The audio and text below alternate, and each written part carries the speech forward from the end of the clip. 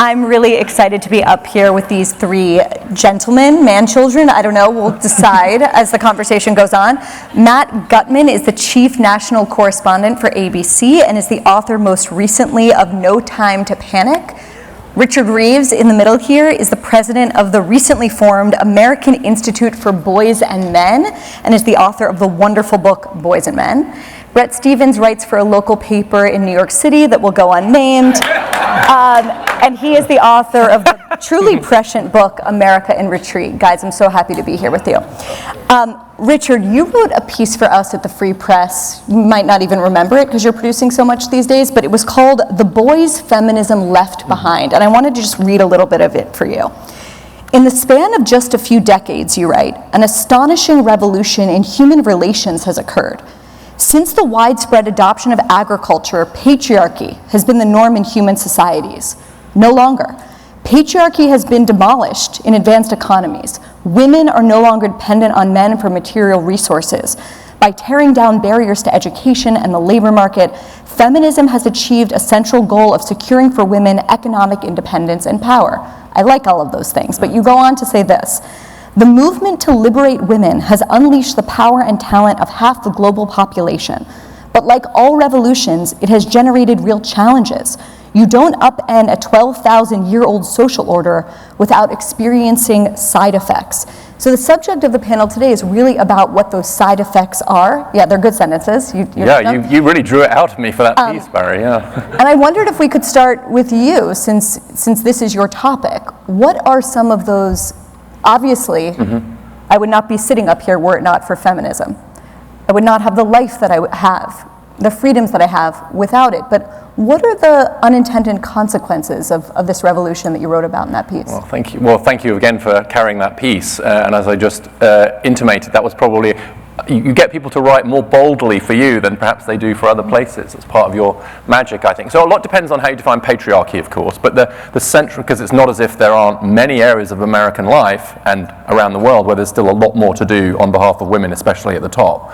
But if you see the central change is the one that you just quoted me as saying, which is the fundamental shift in the economic relationship between men and women. So just to put a couple of data points, I'm a data guy. In 1979, 13% of women earned more than the median man, the guy in the middle. Now it's more than 40% of women earn more than the median man.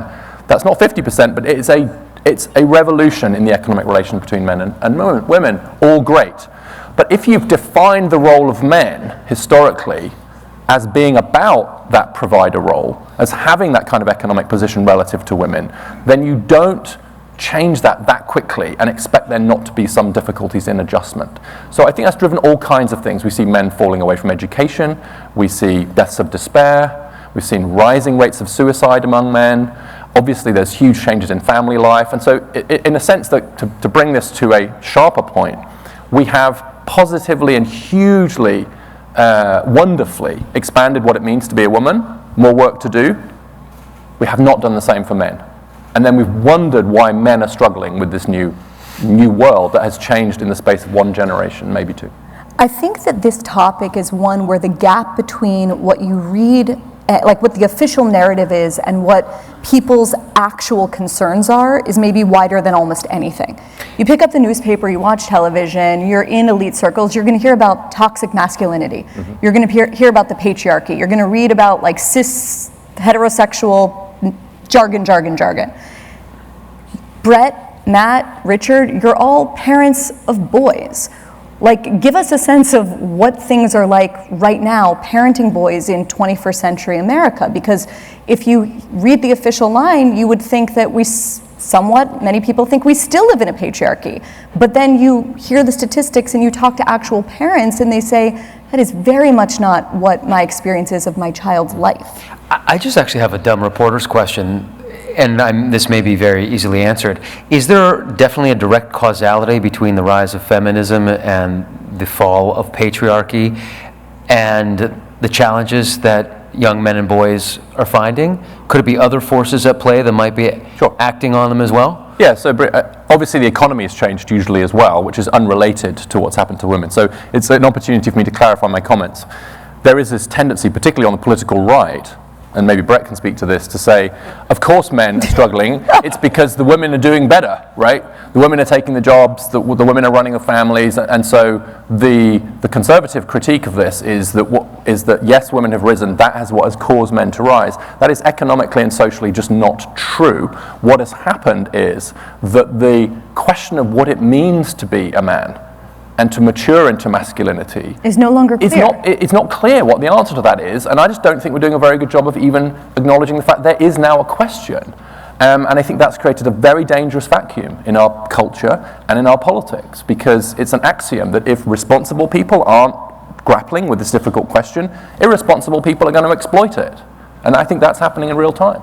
I think there's an economic question. I think there's also a cultural question, which is, I ask myself, if you sort of just are a consumer of movies, television, radio, where is the model of manhood, right? I mean, my father grew up in an era where you could look at Humphrey Bogart as a kind of a model for what a man, should be, how he should be with women, how he should be with, the bad guys. I think of, Casablanca and his role as kind of being on the surface a cynic and at heart sincere. Now, if there's anything about male roles, they're cynics through and through. And I worry about that. I mean, one of the things that I have tried to struggle with I wouldn't say struggle with, because I feel my son is in a very good place, is how do you provide models not only in your own life, but also in terms of the literature that he's reading, or the movies to which he's exposed, or the songs he's hearing, that give him an idea of what a man ought to be, that is neither above nor below women, but has a place, has a kind of concept of what it is to, maybe almost in a Hebrew sense or a Yiddish sense, to be a man, to be a person, to be an upstander, to be correct, to be courageous, to be masculine in a certain kind of way. All of that has sort of gone away, and I challenge people, maybe there are examples of this. Actually, in an odd way, there's this beautiful film called The Holdovers, if you haven't seen it, the latest Alexander Payne film, which touches on this in a rather deft way. But I think those examples are few and far between. And I remember when my son was small, we'd go to these awful Marvel movies, right? Which, first of all, if you're a parent and you have to sit through this shit, it's just like, oh my God, right? But the whole thing was all of the films describe masculinity in the most caricaturish terms. And we have to, I think, find our way back to a culture which is able to talk about, explain, and model a kind of idea of manhood and masculinity that is modern, but also retains something honorable, strong, and attractive. And that, I think, is largely absent from our culture. But isn't this? I mean, someone like Matt Gutman here. Yeah. Hard to come. A lot of my book focused on evolutionary psychology and evolution and the roles that we as primitive societies played, right? And I always thought of myself as someone who has that kind of daring, that I would be the guy who would taste the mushroom, like, is that delicious or is it deadly? And I would find out and either be dead, or like I would probably try to go spear the mammoth and might get killed myself.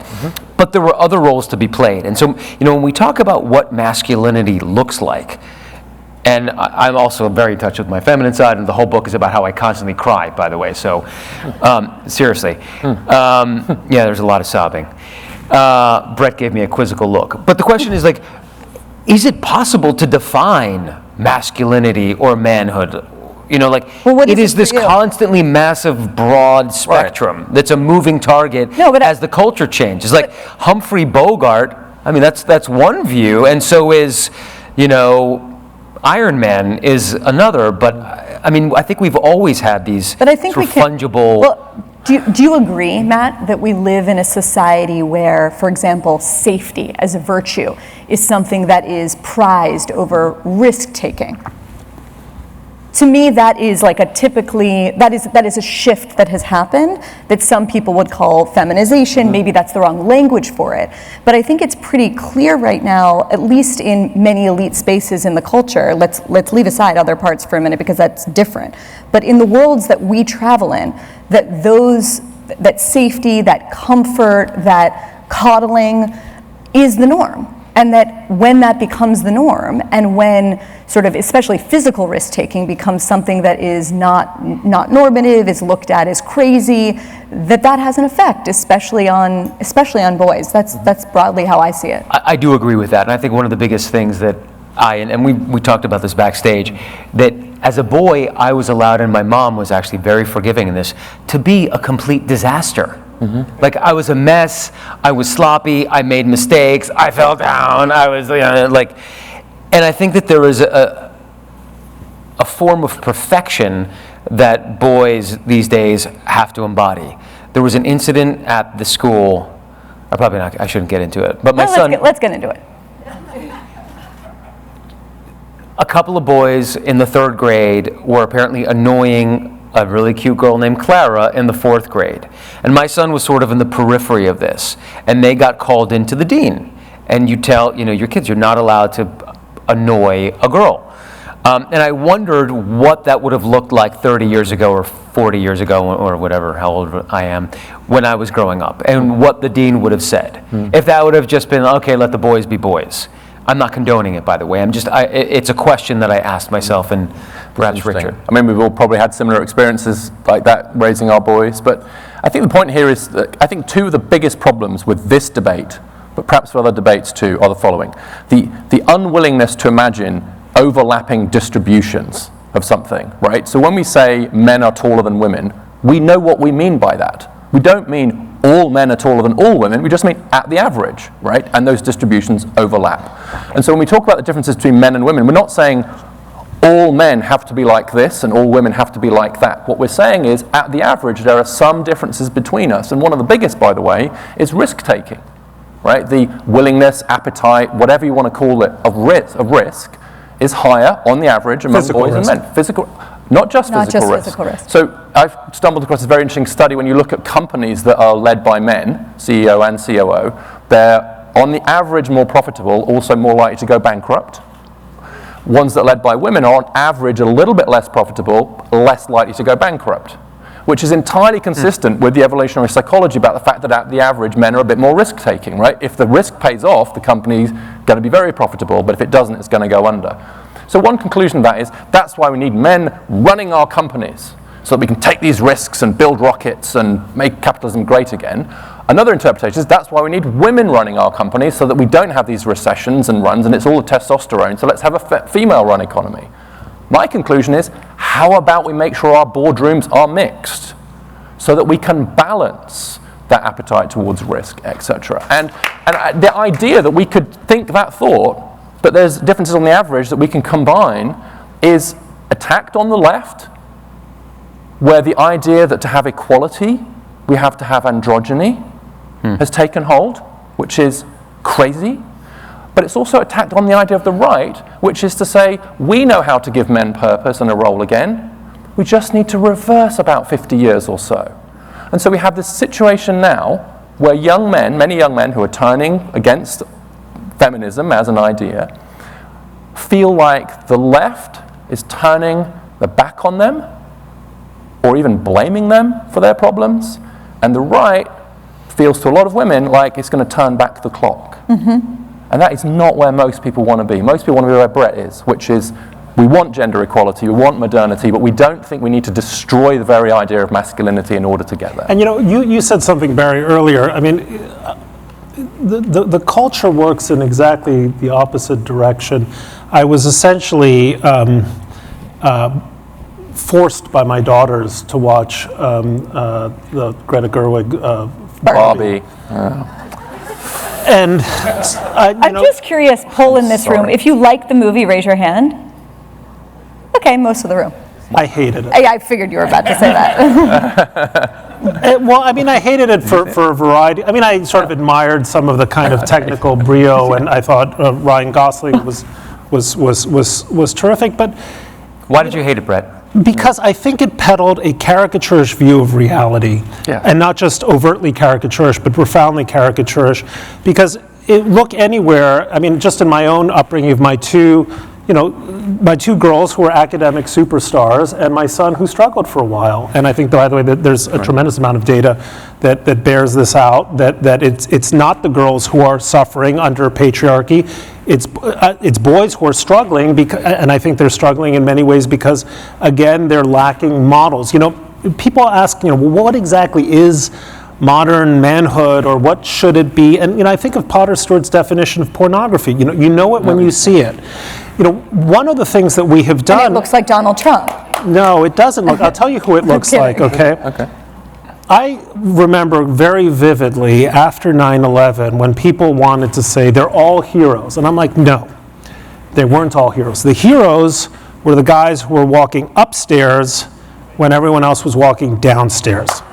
And those were overwhelmingly men exhibiting extraordinary physical courage to save other people. They were all men, actually. All men. 100%. And in part because just the physical burdens of carrying, hoses up, hundreds of flights of stairs, or hundreds of flights of stairs is just, overwhelming for most people. And there was almost a conscious effort to try to devalue what these guys did, when all of us in our hearts know that on 9/11 the heroes were those first responders who were going up. We need to do more and find ways to do more in our culture to make sure that sort of thing is honored and appreciated. And it is not to take away from the achievements of women or the courage of women, but it is to say that this one specific type of courage was exhibited overwhelmingly by men, and you, young man, should look to those people and say, that is the kind of person that you ought to aspire to be, because it exhibited something that in some ways, I don't want to say, is it fundamental to manhood? I don't want to put my foot into it, but exhibits what we in our bones know what it is to be an honorable man. So an honorable man is someone who would commit himself to a cause that he believes in and would be willing to essentially die for that cause. Well, as they say, like a suicide bomber. It's depend. No, so okay. No, I think the idea is that if you commit to a cause, like I am here for saving people, I'm here for, let's say, national liberation. I'm just saying, I don't know if that is something that we want our young boys to aspire to be able to be. Hang on a second. No, committing or risking their lives for something they believe in, because it could really quickly peel off in the other way. And having just arrived back from Israel, and I know you were there too, I know the Palestinians have always lionized the shaheeds. People who are willing to sacrifice everything for the thing they believe in. So just very, very briefly, Timothy. Anyway, so I just find that problematic. I don't know if I want to tell my son that these are the guys you want to aspire to be. Let me just expand on the point for a couple of sentences. The historian Timothy Garton-Ash once made a very valuable distinction between the secondary virtues and the primary virtues. So loyalty is a secondary virtue, but it's a question of what you're being loyal to. And absolutely, I think a necessary condition of manhood, manliness, to use a Harvey Mansfield term, that as I see it, is exhibiting these secondary virtues. But they are not sufficient unless there is a primary virtue, which is the thing to which you are devoting yourself to is a morally worthy objective. Right. So saving people in the towers is both exhibiting the secondary virtue as well as the primary virtue. Being a shaheed, never mind the shaheed, but say being a soldier in the Wehrmacht in the Second World War might exhibit all the secondary virtues, but of course you're in the service of a monstrous evil. It has to be both, and we have to teach both. And it's a question then of how those differences might be expressed in like positive or negative ways, right? I think that's all we're talking about here. But denying that they can be expressed in positive ways, I think is very important. So I'll give you a specific example just because it happened to be mine. I've become a little bit obsessed recently with smoke jumpers. Hands up, who knows what a smoke jumper is, right, in the audience? Okay, fine. So they are people who parachute out of perfectly serviceable aeroplanes into a wildfire in order to try and put that fire out.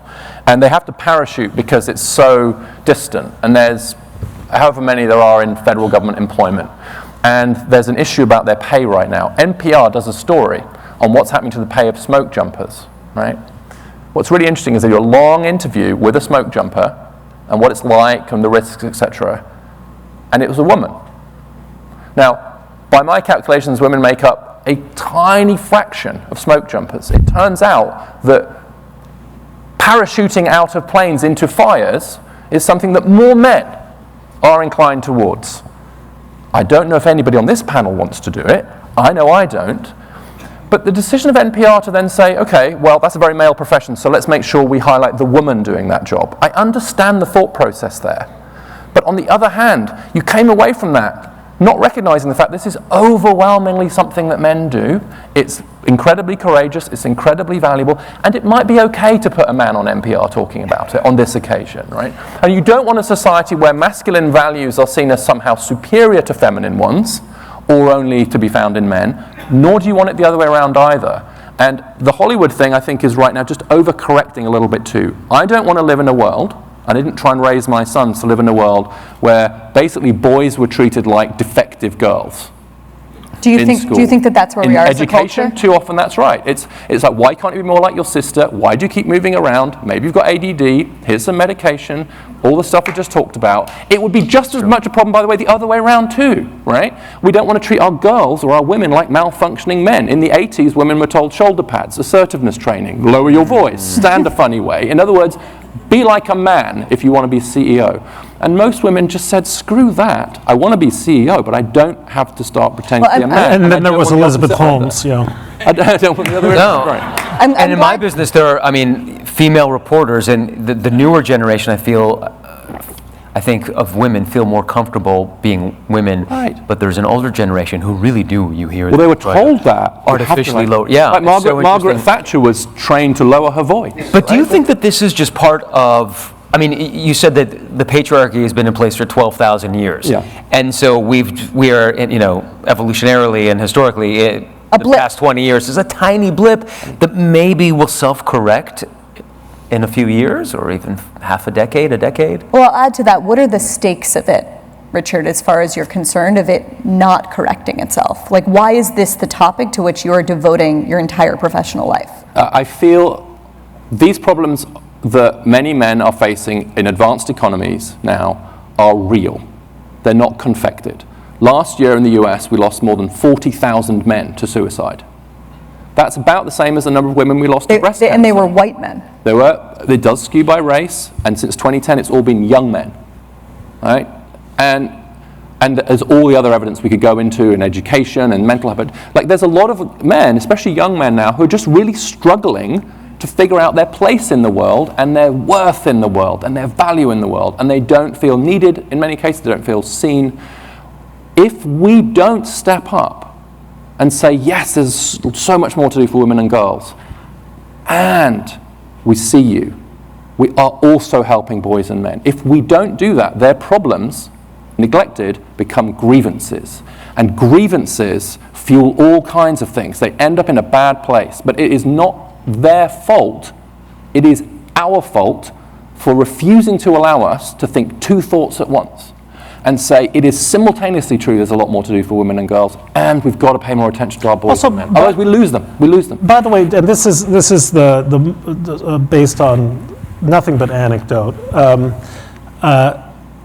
Women lose as well from a generation of young men who are losers. In every conceivable respect. Young men who think that sex is what they saw, in pornographic movies, or that the way of them being in the world ends up being a continual disappointment for women. You hear about this, by the way.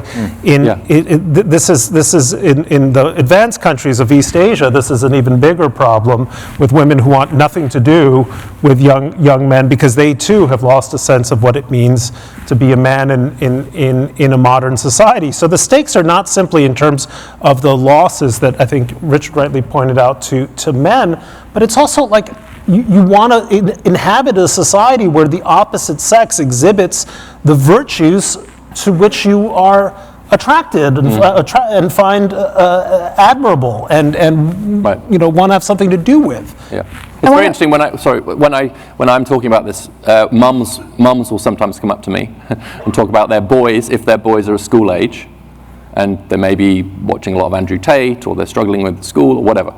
The mums who have school age girls generally are like, what's he talking about?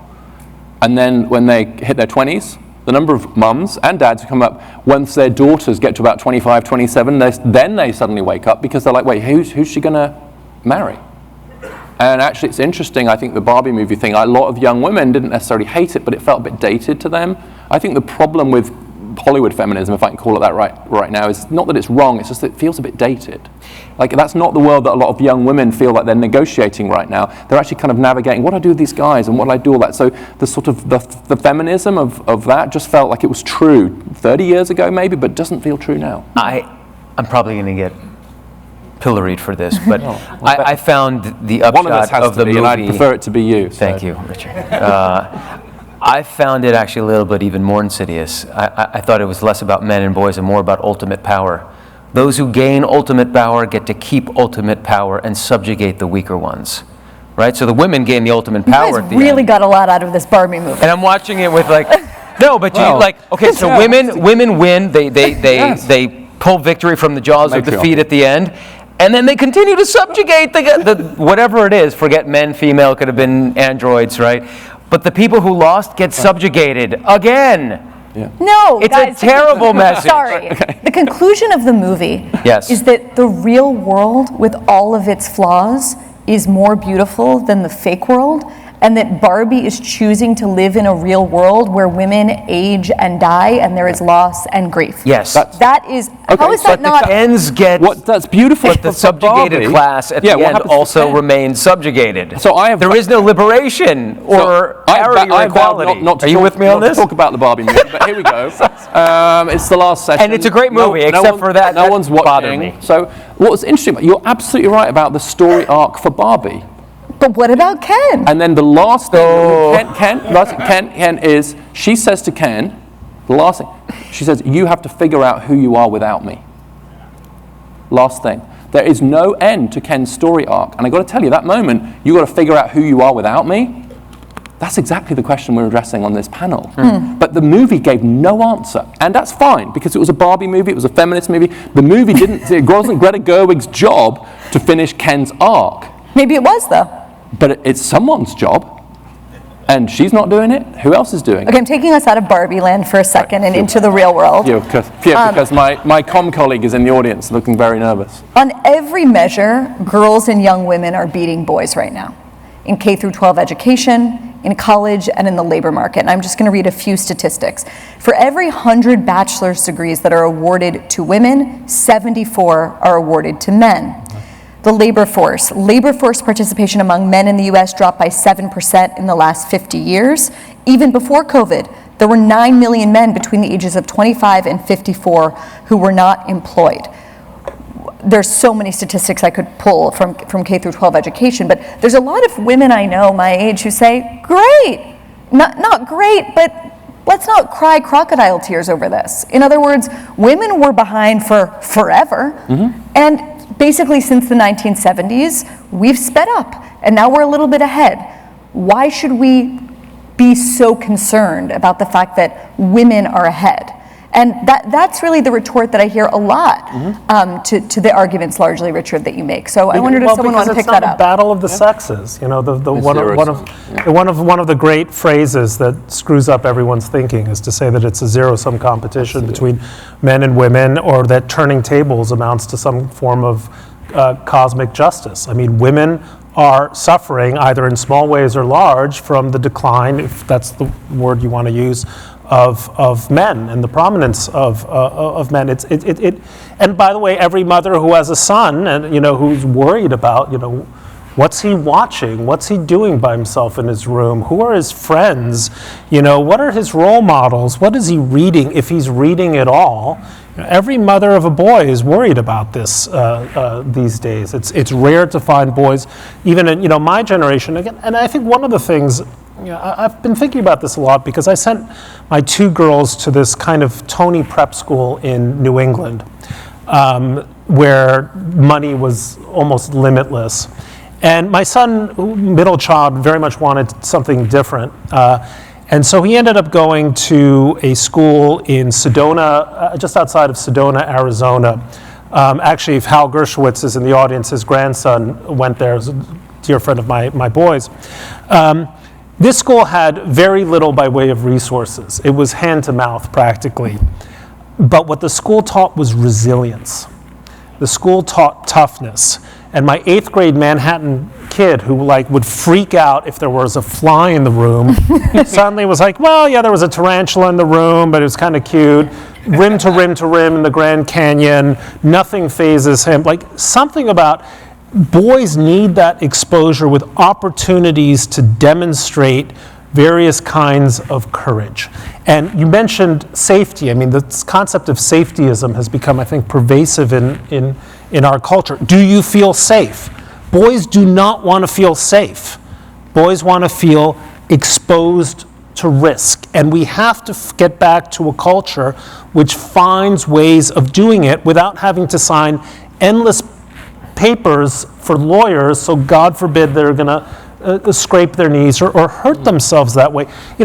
Quite frankly, now my son is talking about joining after college. He very much wants to be a military officer, and it's very much sort of part of his, like his idea of himself. It would help to create avenues whereby military service becomes a more attractive option, and it could be national service, other forms of service, a more attractive option for young men, because I notice in my own experience when I'm meeting young men and women, young men coming out of the service, they are qualitatively better people than those who didn't have that experience. And that goes for me too. They're better than I am. So it's so interesting that when you look at the data now on voluntary service, this is one of those smaller data points rather than the big education ones.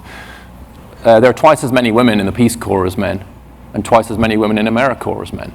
And so that sort of stepping into service is also just massively gender skewed now. And so the issue, I think, with a lot of these men is this sense of uncertainty about what to do, passivity, which I think is underpinned by a sense of not being sure what the script is now, not being sure you're going to be needed. And I think we can all agree that it's a universal human need to feel needed and feel seen. And I think that's a big problem. But the question you asked at the beginning, Barry, is like, do these gender gaps matter, right? We've had them one way for ages, the skip the other way, does it really matter? Well, I think it depends. Like, does it matter that boys are so far behind girls in school and in colleges now? Does that matter? There's a bigger gender gap today in education than there was in the 70s. It's just the other way around. So in the 70s, boys and men were way ahead of women and girls in education. We thought that was a problem. And we looked at the system and tried to say, hold on, when you've got that big a gender gap, that does suggest that maybe the system's not actually quite fair to girls and women. Now we've got an even bigger gap the other way around. I think the same logic applies. We want an education system that serves boys and girls equally well. And that was the animating idea of the women's movement. I think it applies both ways too. I think it's incumbent on the people on the other side of the argument to say why gender gaps of this scale don't matter. Because on their face, anybody should look at a gender gap of that size and go, okay, that's troubling. We should look at what's causing that and see if we can't fix it. One of the things that there was an article that came out in the FT a few days ago, you guys may have seen it, that has these new Gallup polls that are really striking. Typically generational cohorts sort of move together politically. But the gap between young men and young women when it comes to politics is crazy. The Gallup poll showed that women between the ages of 18 and 30 in this country are 30 percentage points more liberal than their male contemporaries, and that opened up in the past 6 years. Similar numbers in Germany, similar numbers in the UK. In other words, young women becoming just much, much more politically progressive, young men becoming more conservative. How do you guys explain that? There's a very good piece by Daniel Cox from the American Enterprise Institute on that data, and I've written about it too.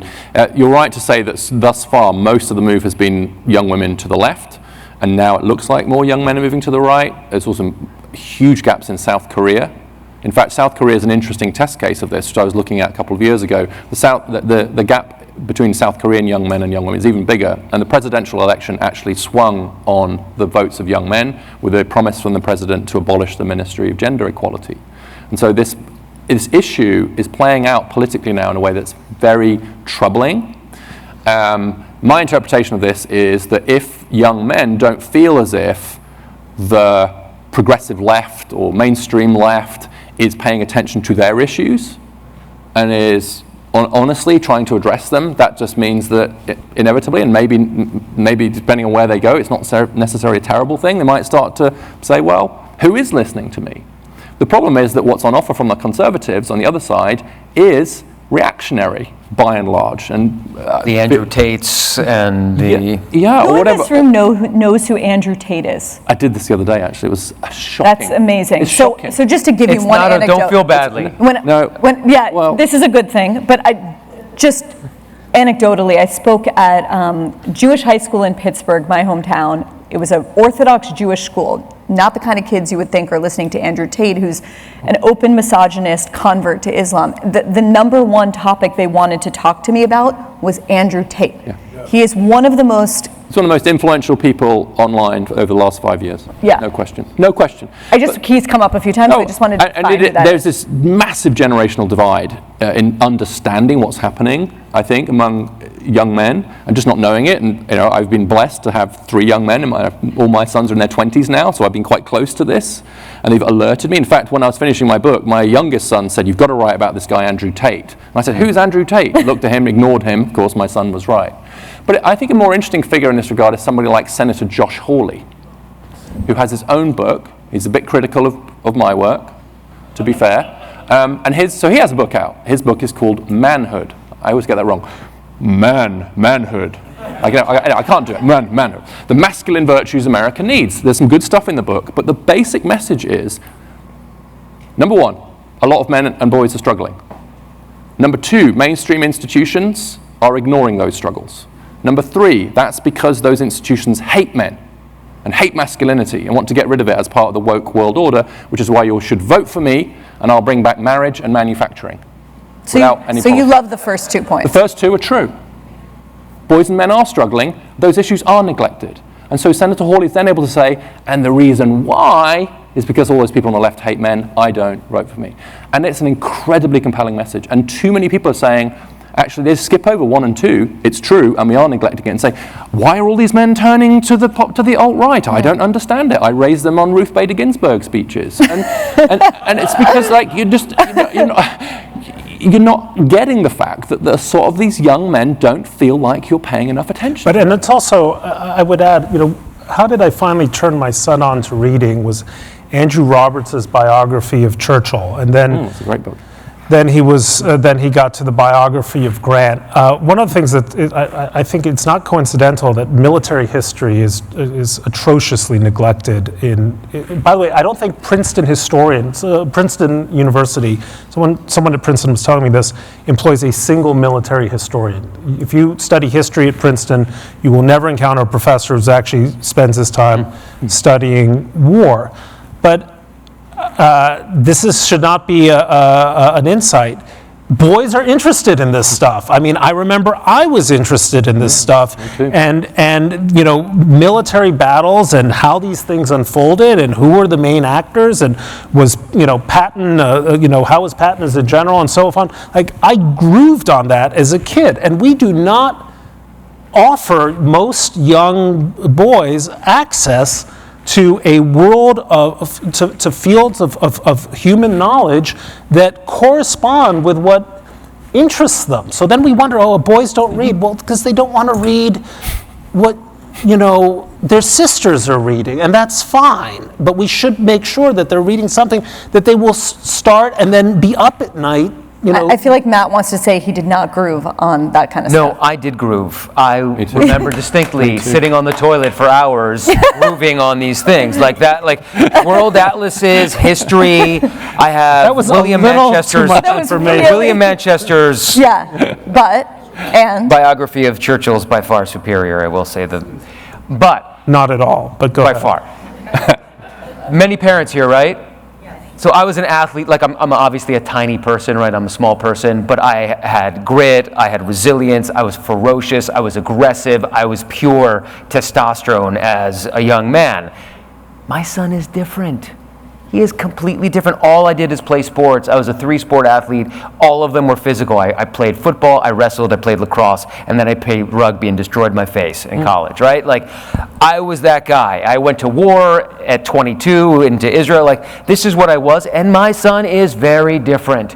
First, at age 4.5, he's like, I'm not interested in sports, and that hasn't changed. He doesn't want to, he likes to, roughhouse a bit, but he's not that into it. He is very different than I am.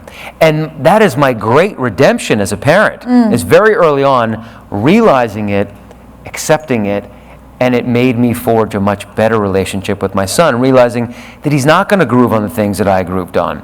And I imagine that throughout history, there have been Ben Gutmans, or, he's just different than his parent, and he's not interested in the martial aspects of manhood or manliness. He wants to draw, and he wants to play with his stuffed animals and create scenes. And that's awesome. Maybe he's headed for Broadway. So he might be, but the point is... If you get what I'm saying. I feel like well, the beauty of modernity, and I know we're short on time... Well, no, I'm about to want to give you a plug. That we are now able to show our children and men and young boys. That it is not monolithic, and I feel like part of this conversation is focusing on stuff that is monolithic and distracts from the reality that I see as a parent and I see it in the school. Well, that's a nice transition to your book, because you've written a book about how you basically had panic attacks for your entire adult life. Yes. Did little about it, denied it was happening. How much of that denial had to do with your own sense of your masculinity? An excellent question, a lot. And one of the salves for panic and anxiety, it turned out, being the least masculine activity. Crying, a lot of crying, and it helped. And I cried by using, and I couldn't get there in my right mind, so one of the things that I had to do was get out of my right mind. So I did breath work, and I did mushrooms and ayahuasca and licked desert toads and every possible psychedelic that you can imagine that tortured the body and let the mind go free in order to excavate the pain is what I did. Because I couldn't get there in the right mind, possibly because I'm kind of rigid in that way. Now I'm better at it, but crying, was something that really, really helped me. Which is not typically a masculine activity. Right, I was going to say, but how much of your inability to get there was because you felt like you're in a cultural construct where crying is for girls? Or releasing is for, you know what I'm saying? Probably not an insignificant proportion of it, I would say.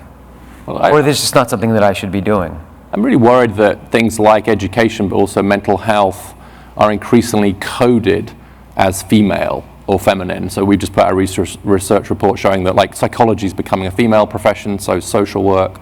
And I just discovered recently that one of the reasons we're picking up more anxiety among teen girls is that since 2012, screening for anxiety among girls and women has been covered without cost under the Affordable Care Act. But the same is not true for boys and men. We do not cover screening for anxiety among boys and men under the Affordable Care Act for reasons that are too boring to go into in the last seconds, but watch this space. It's not a feminist plot, it's the result of a public policy. Wow. But part of that is because of the sense that this is a thing that girls struggle from, that women struggle from, and a profession that men enter, that women enter, and that they don't cry, etc. So 2 quick points. One is, back to the distributions, overlapping. We don't have to, in order to honor the exceptions to the rule, like your son or others, ignore that there are, on the average, rules. We don't have to have androgyny to have equality, and we can have exceptions, and we should honor those exceptions. I agree with you, that's a wonderful thing. But we've also just got to recognize that a lot of these men and boys just need more help, and in some cases even need more friends. So one thing we haven't really touched on is the growth of male loneliness. But 15% of men under the age of 30 say they don't have a single close friend. Wow. Right? That was only 3% in 1990. That is associated with all kinds of other issues. And so the environments and places within which men make friends, especially as families are changing, That's huge. And the Surgeon General has quite rightly drawn attention to this loneliness epidemic. What he hasn't done quite yet is to recognize this is highly gendered as well. And so we have a lot of quite lonely young men. It is shocking. And we've got to have more empathy for them without in any way And you look, and just I know we're running out of time, but one of the things I think, and you've touched on this very well, that you end up with an idea of masculinity that looks like Donald Trump, which should not be the ideal of masculinity. It's a fake idea. I mean, in some ways, he is a product of this kind of reactionary idea of what being a man means, which is, you know, owning your opponents and humiliating other people and and putting them down and having a kind of macho man aura and having trophy wives and, you know, this kind of thing. And it's one of the many reasons I find the phenomenon sickening, but we don't get back to a healthier masculine culture until we understand what that should look like. Right. If we don't like his answer, we need better answers ourselves. Because we can't end on Donald Trump, 20 seconds each, who is your male role model? I'm going to take my 20 seconds for something else. I think it's absolutely criminal that screening for males is not part of the healthcare, is not covered, especially since it is males in our society who are most likely by far to perpetrate mass acts of killing against others. And that is something that has to be addressed and I think is extraordinarily dangerous. Sorry. It's the result of this asymmetric view, the zero-sum. It's a cliche, but it is my father. My father modeled what I refer to in some of my writing as relational masculinity rather than Lone Ranger masculinity. The idea that it's masculine to go your own way and separate yourself up is the opposite of masculinity. My dad was all about giving more than he got. It was about generating a surplus. And it was that model, which is it's about what you give and what you give to others through relationships. Masculinity is not formed in isolation, it's formed in community and in families and in relationship. And he was an absolute model for me of what relational masculinity looks like.